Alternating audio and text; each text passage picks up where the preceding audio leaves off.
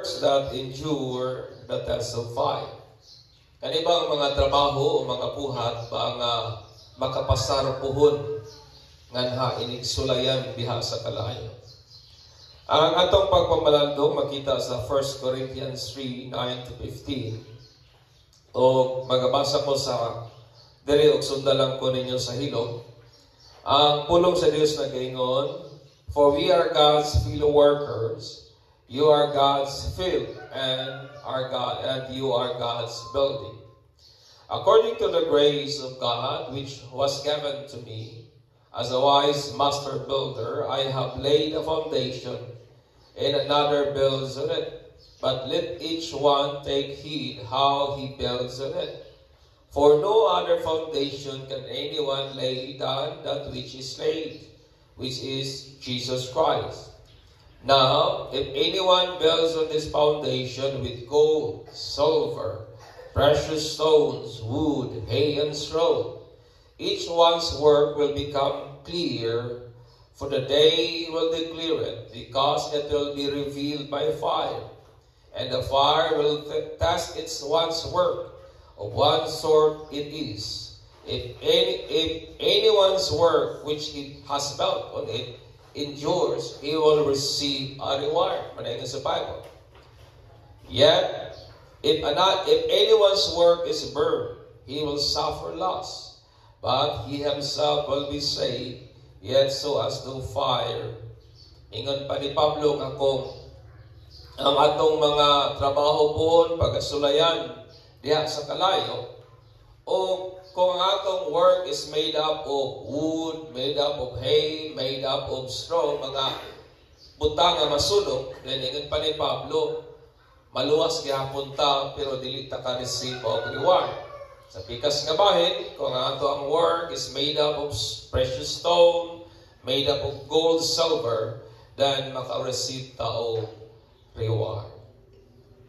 Sa langit pohon mga igsoon, human sa rapture sa church, because maman ang ato ang belief.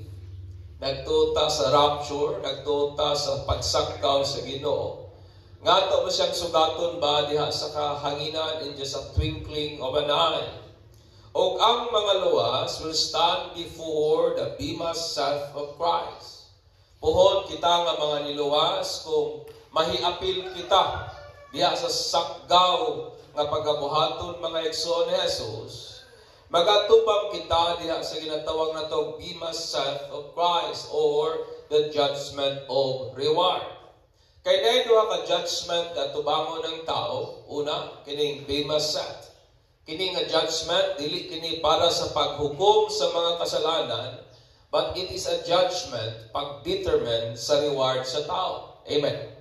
O kung sa nga judgment is ang great white throne nga judgment, o para na niyatong mga taong ang pangalan wa masulat sa book of life, and they will be thrown into the lake of fire para nga torment for eternity, mga igsoon.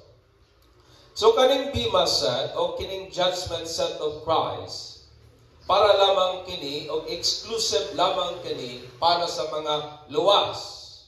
Aron i-determine ang ato ang work na nabuhat aning kalibutan na.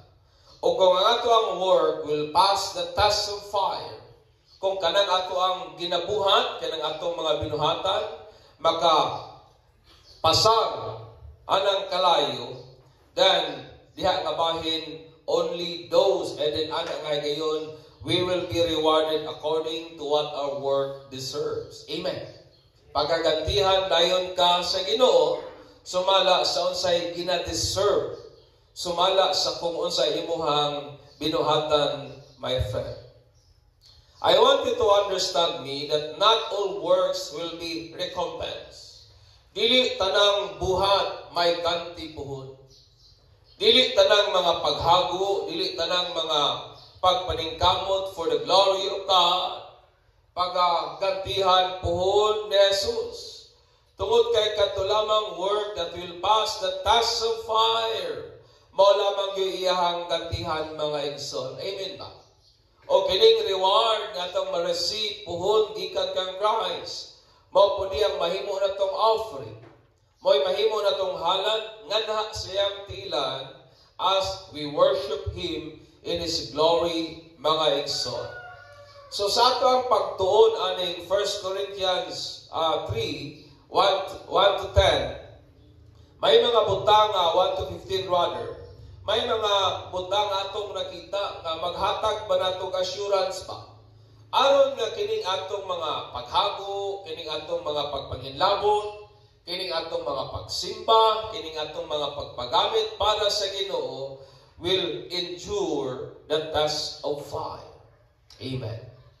Kaya kining atong mga ginabuhat para sa Ginoo makapasar ba? Unya puhon inigsulayan na sa kalayo mga igsoon. Una, a word that is built on Jesus Christ. In verse 10 to 11, ingon ang Bible nga wa gyud laing foundation nga gi-lay down na, o wa gyud laing foundation kung hain nato igatukod pa, kung dili diha sa mga foundation nga mao gyud si Jesus Christ. Kita mga igsoon, we are the temple of God. Diyan ay mong tapat ina na siya nga templo ka sa Ginoo. Amen. Mao nang anang passage ni Pablo, permero tong akong gipresent niyang Sunday, we are God's field. Mga kita ang tanaman sa Dios. Kita ang kanang yuta ba sa Ginoo kasang iyang ginaplant ang iyang seed, and only God can cause the growth anak nga seed. So kanina po nga passage, ingon na po si Paul nga kita ang templo sa Dios, which built na itukod asaman diya sa non-negotiable and only foundation nga mao lamang yun sa Jesus. Amen. Wa nagilaing patukuranan, mao lamang yun sa Jesus. Mao ningon si Pablo, wa nagilaing foundation can anyone lay, that which is laid nga mao gyud si Jesus Christ, mga igsoon. Kini nga claim offensive kini sa uban nga pagtuo nga wala magtuo kang Jesus Christ sama nato. Jesus claim exclusivity. Kabalo ba mo nga nag-ingon si Jesus nga wa nagilaing dalan, wa nagilaing kamatuoran, wa nagilaing kinabuhi kundi siya lamang kayo. Amen. The way to the heaven is exclusive, o kana nga claim diya lamang kang Jesus makaplagan. Wa na laing dalan, wa na laing kamatuoran, wa na laing kinabuhi. It is only in Christ. Amen. Nalamang yun kana kang Jesus. Ang ato ang mga buhat must be built, kinahanglan atong pagatukuron diya sa non-negotiable. Kung mayroon ka og non-negotiable, di mo na pwedeng i-compromise. Dili di mo pwedeng kanang muraog, pwede ni mo, okay rin okay na po, dili. But kung ikaw og non-negotiable, buta nga di pwede na itong i-negotiate nga kamaturan kung kinsa gyud si Jesus. Sumala sa kung unsa ang iyang claim o pagpaila sa iyang kaugalingon. One of the non-negotiable truth is the belief that Jesus is God. Amen. One of the non-negotiable truth to believe is Jesus is human. One of the non-negotiable truth that atong angay tuhan nga wa gyud makapapa sa sala sa tao, only the blood of Jesus. Mao na mga kamatuoran nga di nato pwedeng i-negotiate, di nato pwedeng kana bitaw i-compromise, mga igsoon. Mo ni ang claim o mo ni ang butang nga ginawali ni Pablo kabahin kang Jesus. In 1 Corinthians 15 paubos. 1 Corinthians, ingon niya.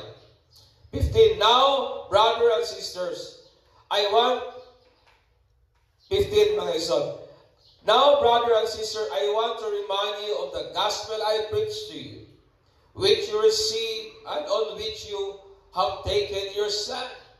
Ipainumduman sila ni Pablo sa Ebanghelyo ngayang iwali, ngailang ibalugan. By this gospel you are saved. Amen. Pinaagi ani nga Ebanghelyo na luwas kamo, if you hold firmly to the word I preach to you, kung magpabilin ta, aning maong minsahiya gagiwali ko kaninyo, otherwise you have believed in vain. Sa pikas nga bahin, masayang lamang ang inyong pagtuo. For what I received, I pass on to you as of first importance. Maning pinaka-importante, ingon niya, that Christ died for our sins according to the Scriptures. Amen. Nga si Jesus namatay para sa itong mga sala, sumala sa kasulatan, nga siya gilubong, nabanhaw sa ikatulong adlaw, sumala sa kasulatan, o nagpakita siya ngadto kang Saypas, ngadto sa mga 12 ka apostoles, humaniana, nagpakita na po siya ngadto sa sobra 500 ka mga magtutuo nganha kaniya at the same time. Amen. Mo na ingon ni Pablo, most of whom, ingon pa niya aning pagkasulat niya aning Corinthians, nga may mga pipila pa nilang buhi paghihapon, pero uban nangamatay na. 7. Then he appeared to James and to all the apostles. And the last, all he appeared to me also as the one abnormally born. O na yung ni Pablo mo ning among ginawali. This is the non-negotiable truth. Kung kinsa sa Jesus, that Jesus died for our sin. That Jesus suffered for our sin. That Jesus was buried and raised back to life on the third day. O nagsaad nga mobalik sa ikaduhang higayon. Amen. Amen. On ang non-negotiable truth. The non-negotiable belief of Jesus Christ is that He died for our sins, buried and raised back to life according to the Scripture, that He is God. Amen.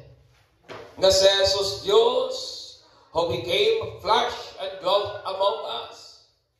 Diyos nga nagpakatao, o miduyog uban kanato, that He is the eternal life. Nga siya mo ang kinabuhing walay katapusan, ang anak sa buhing Diyos, siya ang ato ang Messiah, siya ang Christ, siya ang anointed King, siya ang anointed prophet. Amen. Amen. That is Christ. Siya ang atong dinihugan nga manluluwas. The only way, ang buktong pangalan nga gihatag, kansang ang tao maluwas.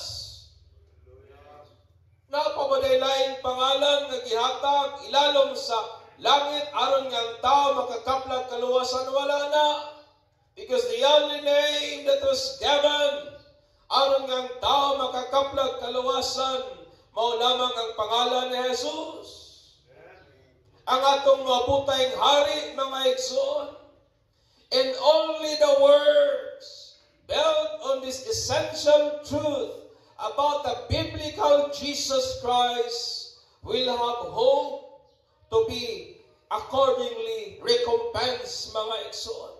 Bisan pag-unsa ka kainiton sa pagsimba, pagpangalagad sa Dios, kung kana nga pagpangalagad wala na ipundal sa kamatuoran kung kinsa sa Jesus, then that words will account to nothing. Amen. Napamabudiha. Daghang kong makita ang mga tao very enthusiastic sa ilahang religious faith. Halos ihatag ang tanan, pero sa pikas kabahin, they don't believe kung kinsa si Jesus. Ang atong binuhatan, may paglaom kana nga magantihan kung kana nga binuhatan atong gipundar o atong giutukod. Diha sa ato ang pagtuo kung kinsa gyud si Ginoong Jesus sumala sa iyahang pagpaila, sa iyahang kaugalingon, mga igsoon. Amen. Muna nga kung dasig tumuban nga way kasiguraduhan, dapat dasig puta kay sigurado maning atuwa. Amen. Because our works is built on the foundation nga mao gyud si Jesus Christ, mga igsoon. Ikaduha, a work that is based on the pre-designed specifications of God.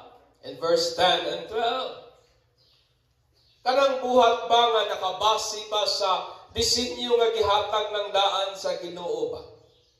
Ang Greek nga kultura, ilahang ginatukod ang ilang templo para sa ilahang mga Diyos-Diyosan using gold, silver, and precious stone with great engineering feat and architectural wonders o specific detail because naghuna-huna sila. Such temple fits God's home to worship.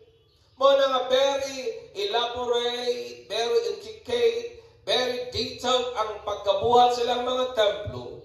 Tungod kay nagtuo sila nga maong templuha haom para sa Dios nga ilang ginasimba. Uban ani nga huna-huna in mind, Paul made it clear ngadto sa mga Corinthians believers nga kita mao ang templo sa Dios. Amen.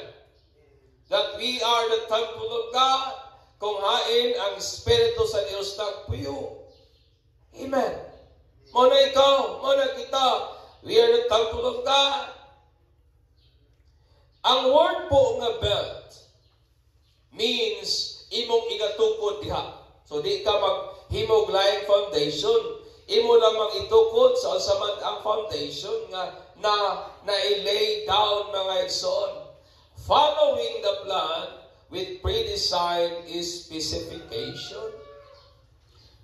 Bot ipasabot nga atong tukuron ang maong templo. Diya sa mga foundation, uban ang plano, uban ang disenyo nga gihatag ng daan sa Dios, not ours. Sa langton nga pagkaistorya, this means mga dili ta magbuot-buot og buhat bag atong mga doktrina. Amen. Di ta magbuot-buot og buhat og atong mga prinsipyo that governs our works. Di ta magbuot-buot og buhat sa atong mga pagtuo nga dili uyon sa desisyon o sa disenyo ba nga iya sa Dios. Amen. Amen. Ang foundation kay down na ni Pablo nga mao si Christ. O ingon ni Pablo sa dihang magatukutan at isuod niya, be very careful. Magmabinantayon unsaon niya pagtukod ni ana nga maong foundation. Kaya daghang mura bay taog na ako'y gisugo sa una dali nga akong ipatrabaho sa simbahan.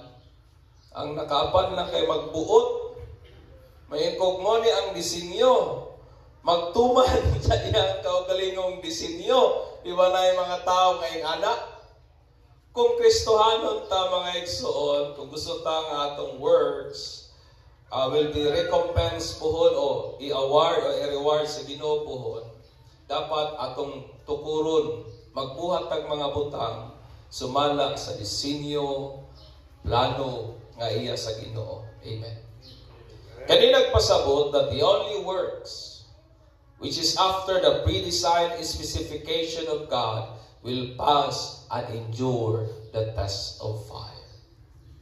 Kani mga buhat lamang nato nga nahiuyon sa plano, nahiuyon sa design, nahiuyon sa pattern or sa blueprint ba nga gihatag ng daan sa Dios. Mao lamang kini ang mga buhat that will stand and endure the test of fire. Kung ang atong work, do atong i-build diha sa foundation nga mao si Christ. Do ang atong work, atong itukod diha sa mga foundation nga mao si Kristo.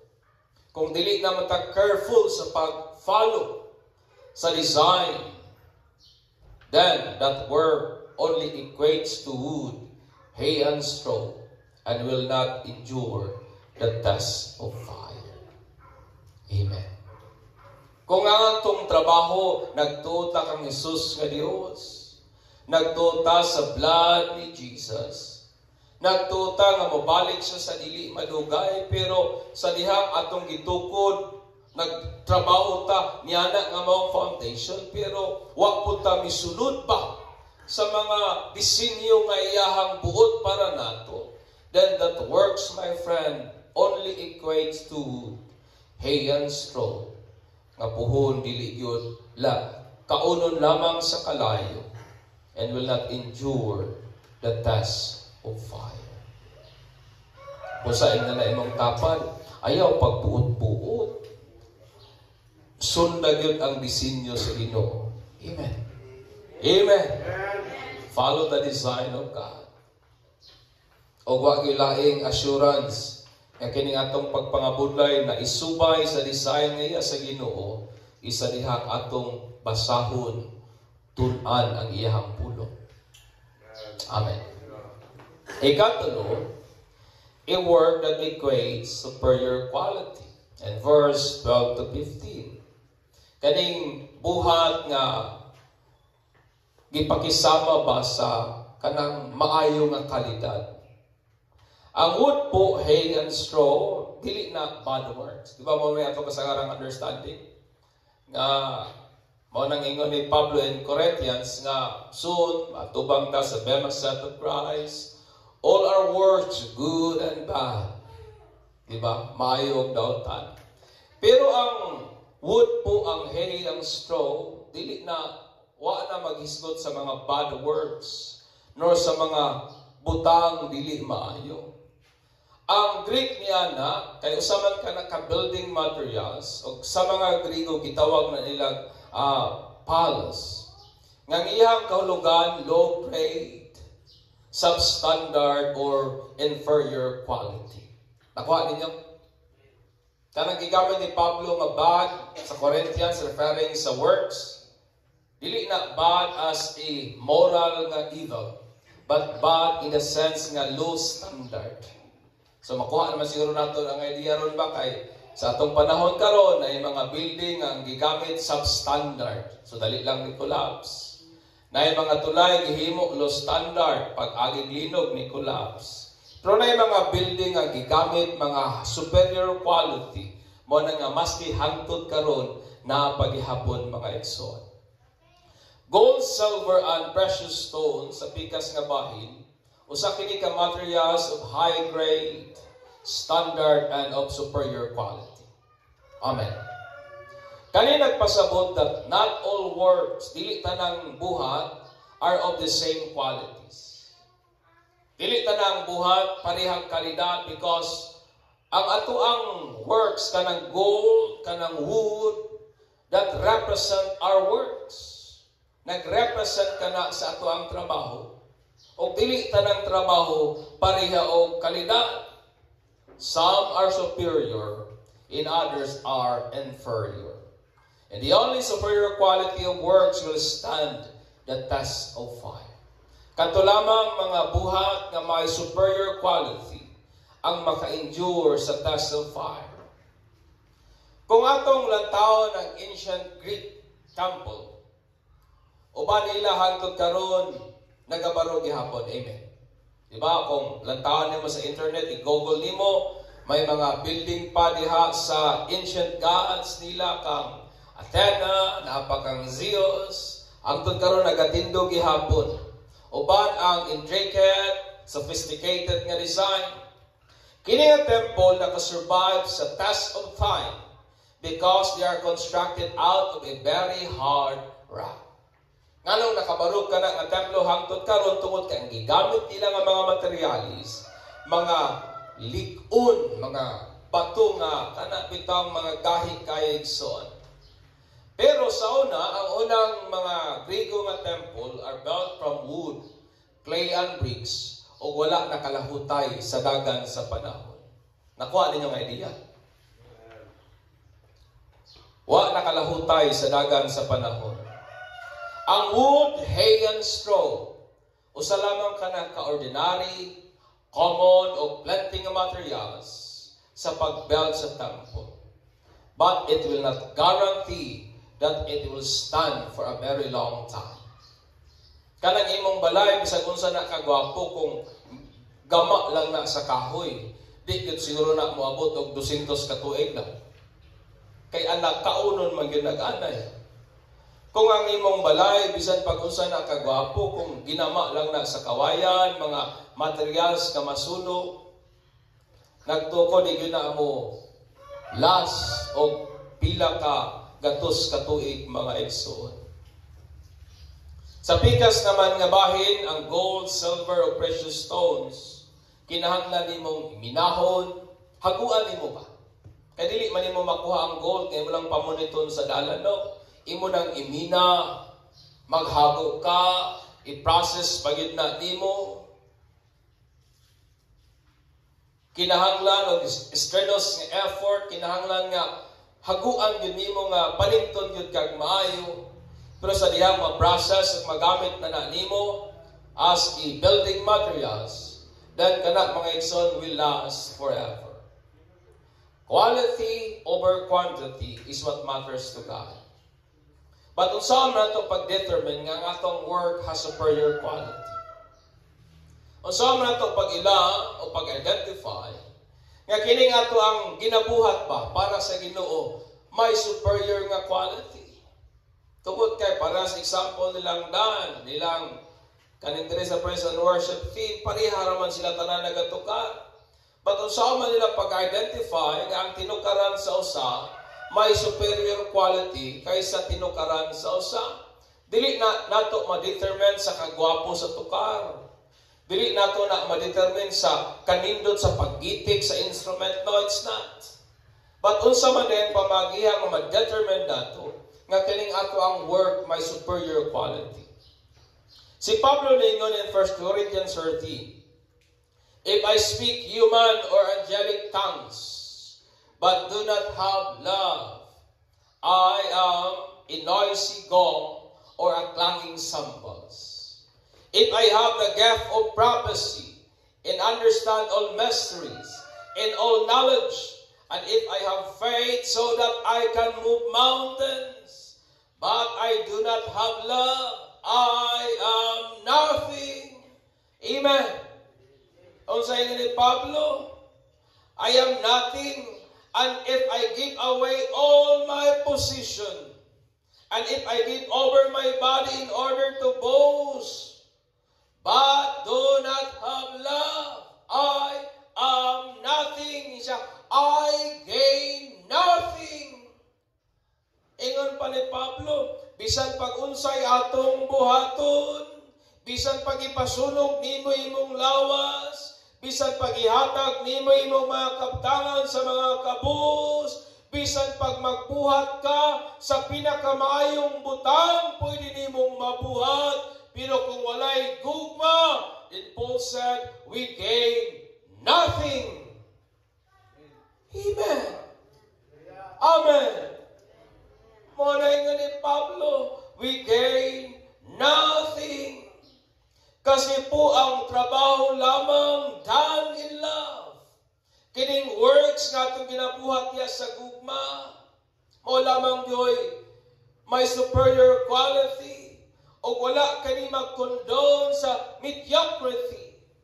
Kanang itong butang nga ginabuhat nimo sa gugma, wala na nag-encourage o kanang okay na niya. Wala na siya nag-encourage sana.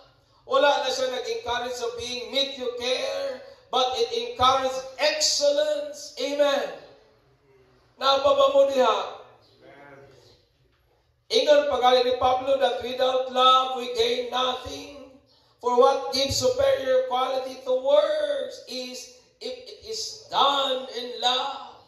And this kind of love is agape love. Amen.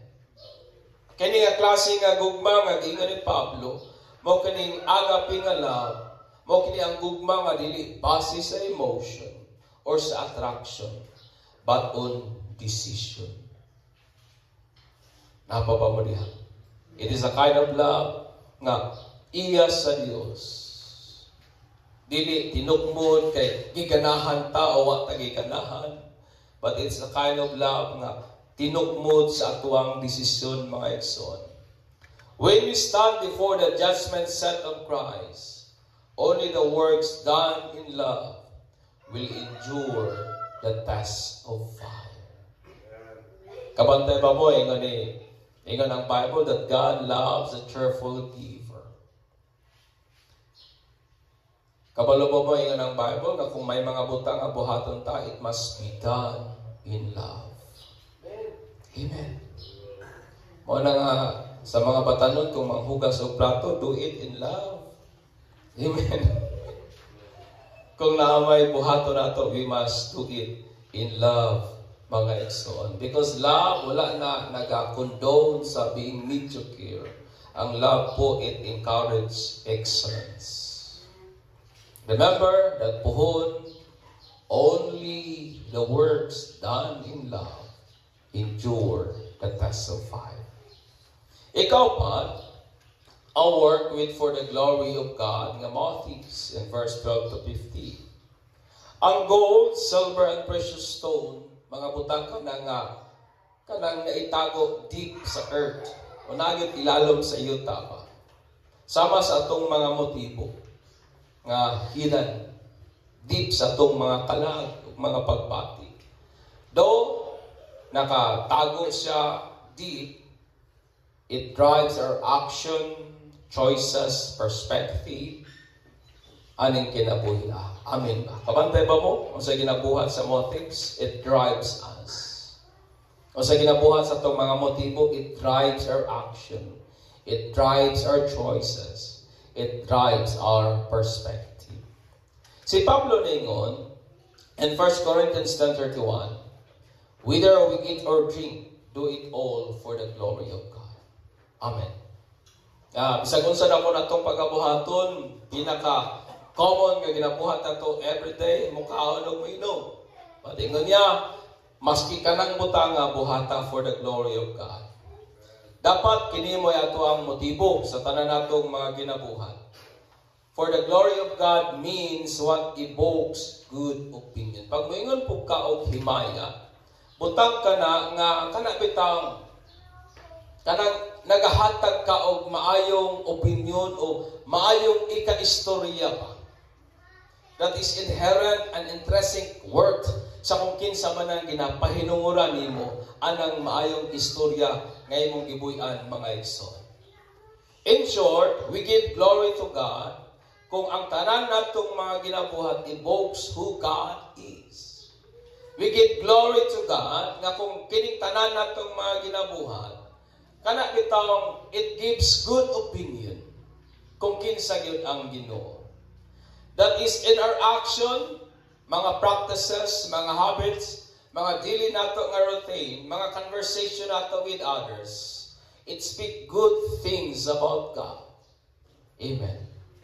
Mo na kung masuko ta o sa atong kasuko naglasong ta, ang ato bang paglasong nagmulong banag maayong pulong para sa Dios.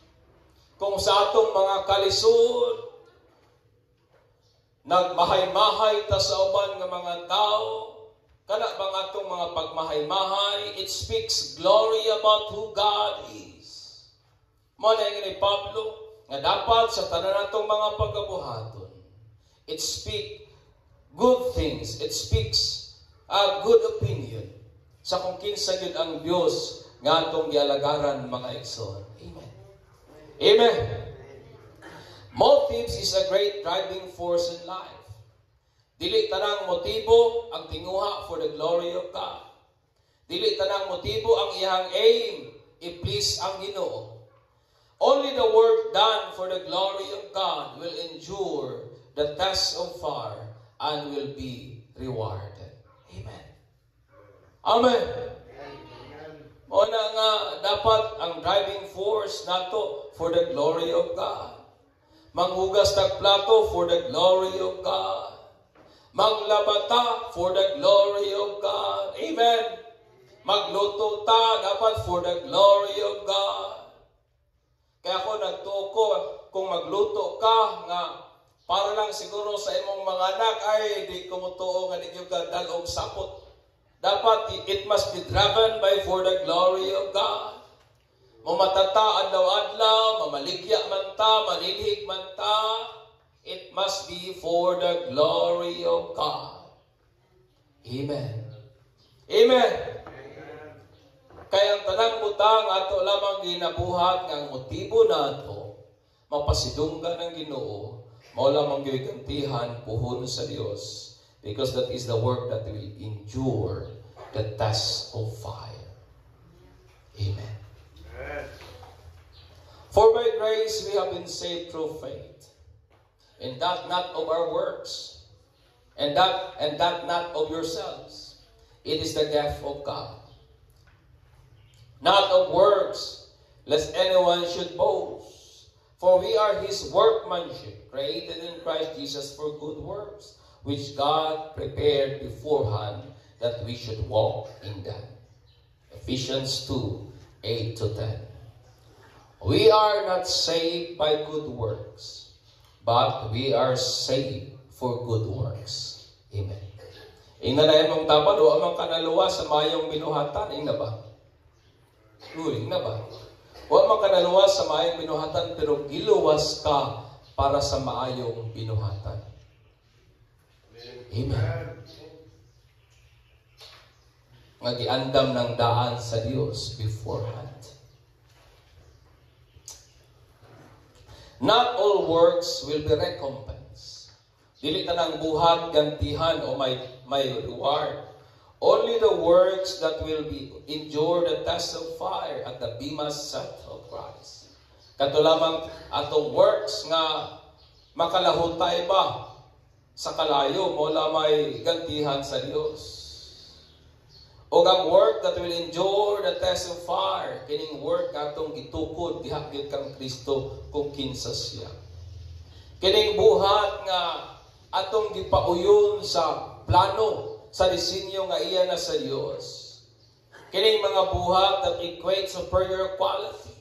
Kining mga buhat that is done in love. Amen. Amen. O kining mga buhat nga para gyud sa kahimayaan sa Ginoo. Busa akong hagit natong tanan, let us do works that will endure the test of fire. Ingnan imong dapat kung magtrabaho man ta, magtrabaho na lang ta nga may ganti puhon. Usay ako madunggan mo ko sa una, high school ko, elementary ko, ingnan gyud ko nga hala sige, buhat gyud po kay nanay ganti sa no. Yes, tinuod man na. Pero only the work that is done in love, only the work that is done for the glory of God, only the work that is done according to the plan of God, only the work that is done in the name of Jesus, mo lang may gantihan ni Jesus po.